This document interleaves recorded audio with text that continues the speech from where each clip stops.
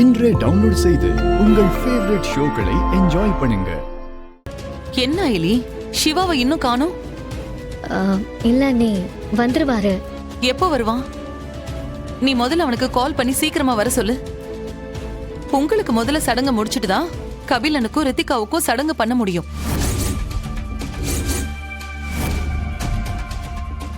என்னது? அவங்களுக்கு சடங்கு பண்ணிட்டு தான் ரித்திகாவுக்கும் கபிலனுக்கும் பண்ணணுமா? நல்லா இருக்கு இந்திரா, நீ பண்றதெல்லாம் ரொம்ப நல்லா இருக்கு. இந்த ஃபங்க்ஷன் பண்றதுக்கு முடிவு பண்ணிட்டு தான் எங்க கிட்ட கடைசியா சொன்ன. இப்ப சடங்கு பண்றத கூட அவங்களுக்கு முதல்ல பண்ணிட்டு தான் அதுக்கப்புறம் தான் இவங்களுக்கு பண்ணணுங்கிறது எந்த விதத்துல நியாயம்னு எனக்கு புரியவே இல்ல. நான் நியாயமா தான் சித்தி எல்லாம் பண்ணிட்டு இருக்கேன். அவதானே அக்கா, அவதானே மூத்தவ, அப்ப முதல்ல அவளுக்கு தானே பண்ணணும். முன்னாடி பிறந்துட்டா போதுமா? முறைன்னு ஒண்ணு வேண்டாமா? பெரியவங்க சம்மதத்தோட நல்ல நாள் பார்த்து ஊரை கூட்டி கல்யாணம் பண்ணா யாருக்கும் தெரியாம அவசர அவசரமா ஓடி போய் திருட்டு கல்யாணம் பண்ணிட்டு வந்தா இவளும் ஒண்ணா? இது முறையா நடக்கணும்னா எனக்கு தான் முதல்ல நடக்கணும். இதுக்கும் இவளுக்கு தான் முதல் உரிமைனா என்னால இதை ஏத்துக்க முடியாது. உனக்கு பிடிச்சாலும் சரி பிடிக்கலனாலும் சரி, அயலிதான் உன் அக்காங்கிறது மாறவே மாறாது, மாத்தவும் முடியாது. அக்காவுக்கு அடுத்ததுதான் தங்கச்சி. முதல்ல அயலிக்கு முடிச்சிட்டு தான் உனக்கு பண்ணணும். இதுக்கு மேலே ஏதாவது பேசி என்ன கோவப்பட வைக்காத ரித்திகா.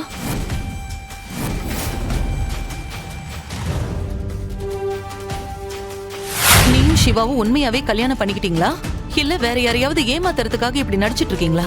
அண்ணி, என்ன நீ பேசுறீங்க? யாராவது இந்த விஷயத்துல நடிப்பாங்களா? ஏன் உங்களுக்கு எங்க மேல நம்பிக்கையே வர மாட்டேங்குது? நான் திரும்பவும் கேக்குறேன் ஐலி, இப்போ உண்மையை சொன்னா கூட உங்க ரெண்டு பேரையும் நான் மன்னிச்சு விட்டுருவேன். அப்படி இல்லாம நானா கண்டுபிடிக்கிற மாதிரி ஆயிடுச்சுன்னா அப்புறம் சொல்ல ஐலி, உங்க கல்யாணம் உண்மையா இல்லனா பொய்யா? அண்ணி, நீங்க எத்தனை தடவை கேட்டாலும் சரி, நாங்க ரெண்டு பேரும் கல்யாணம் பண்ணிக்கிட்டது உண்மை உண்மை உண்மை. அதனால தானே எங்க வீட்டுக்கு போகாம இங்க வந்தோம். அண்ணி, நான் கேக்குறேன்னு தப்பா எடுத்துக்காதீங்க. உங்களுக்கே எப்ப பார்த்தாலும் இந்த சந்தேகம் வந்துட்டே இருக்கு. நீங்க ரெண்டு பேரும் நடந்துக்கிற விதம் தான் எனக்கு இந்த டவுட்டை ரொம்ப கிரியேட் பண்ணிட்டே இருக்கு.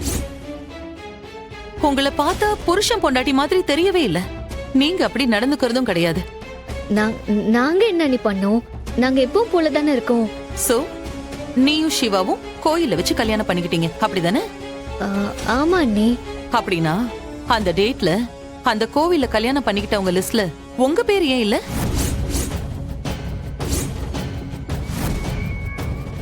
அப்புறம் அந்த கோவிலோட சிசிடிவி ஃபுட்டேஜ பார்த்தா அதுல நீங்க ரெண்டு பேரும் கோயிலுக்கு போறதும் அங்க இருந்து வெளியில வரும்போது கழுத்துல மாலையோட வரது மட்டும்தான் இருக்கு. மத்தபடி கல்யாணம் ஆன எந்த அறிகுறியுமே இல்ல.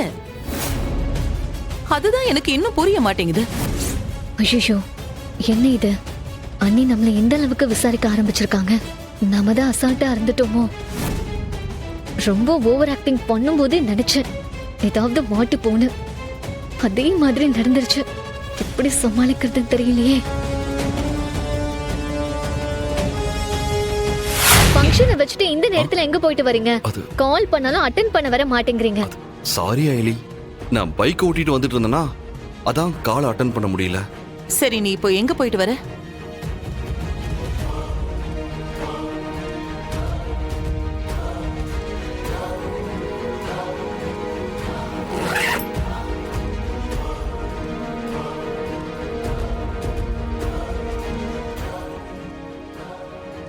தோ தாலி செயின் வாங்க தான் போயிருந்தேன்.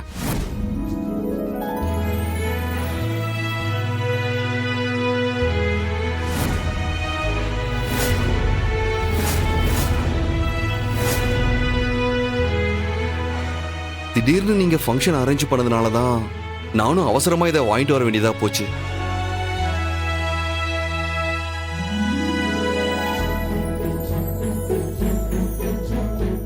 காட்டுங்கண்ணா. இந்த செயின் டிசைன் ரொம்ப சூப்பரா இருக்குண்ணா. ஆமா பொன்னி, இந்த மாதிரி தாலி டிசைனை நான் இப்பதான் பாக்குறேன். என்ன சிவா அது? இதெல்லாம் நான் பண்ண மாட்டேனா? நீயே போய் வாங்கிட்டு வந்த. என் பொண்டாட்டிக்கு நான் தானே வாங்கி கொடுக்கணும்.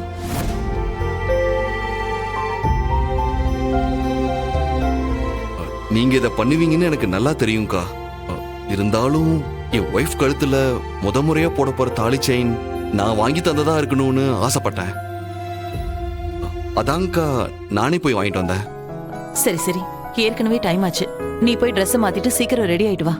5 நிமிஷம் நான் வந்துடுறேன்க்கா. போ. பொன்னி இது புடி. இவரை புரிஞ்சுக்கவே முடியலையே. எந்த நேரத்துல என்ன பண்றாருன்னு ஒண்ணுமே புரியல. என்கிட்ட எதுவும் சொல்லவும் மாட்டேங்கிறாரு. இவரால நான் மட்டும் மாட்டிக்கிறேன். Hello sir. ஏடி, ஒரு முக்கியமான விஷயம், ரொம்ப எமர்ஜென்சி. என்ன விஷயம் சார்? அந்த வர்மா இன்னொரு பேக்கேஜ் ட்ரக்ஸ டிஸ்ட்ரிபியூட் பண்ண போறதா இன்ஃபர்மேஷன் வந்திருக்கு. என்ன சார் சொல்றீங்க? எப்போ? இன்னைக்கு தான் பண்ண போறான் ஏடி. மேபி இது அவனுக்கே கூட திடீர் பிளானா இருக்கலாம். அதனால தான் நமக்கு இன்ஃபர்மேஷன் ஈஸியா கிடைச்சது. ஏடி, இன்னொரு முக்கியமான விஷயம் என்னன்னா, இதுல கபிலன் இன்வால்வ் ஆக கூட நிறைய சான்சஸ் இருக்கு. ஆமா, ஏற்கனவே ஒரு பேக்கேஜ் ட்ரக்ஸ் நம்ம கிட்ட மாட்டிக்கிட்டதுனால இந்த தடவை ரொம்ப கேர்ஃபுல்லா தான் அந்த வர்மா இதை பிளான் பண்ணுவான்.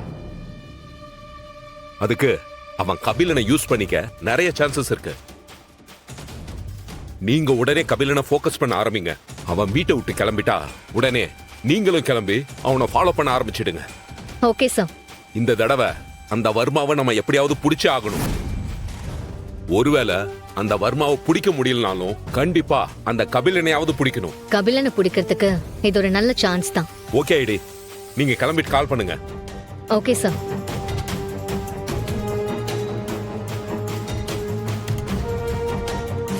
சொல்ற விஷயத்தை மட்டும் காதுல வாங்கிக்கிட்டு அதை செய்யற வேலையை மட்டும் செய். பதில் எதுவும் பேசாத. வர்மா, எங்க வீட்ல ஒரு ஃபேமிலி. டேய், நான் எதுவும் பேசாதேன்னு சொன்னேன். நீ சொல்றத கேட்கறதுக்கு எனக்கு நேரம் இல்ல. இன்னொரு பேக்கேஜ் ட்ரக்ஸ ஒரு பார்ட்டி கிட்ட கை மாத்தணும். ரொம்ப எமர்ஜென்சி. அதுக்கு? டேய், நாம ஏற்கனவே பெரிய லாஸ்ல இருக்கோம். இது கண்டிப்பா நடந்தே ஆகணும்.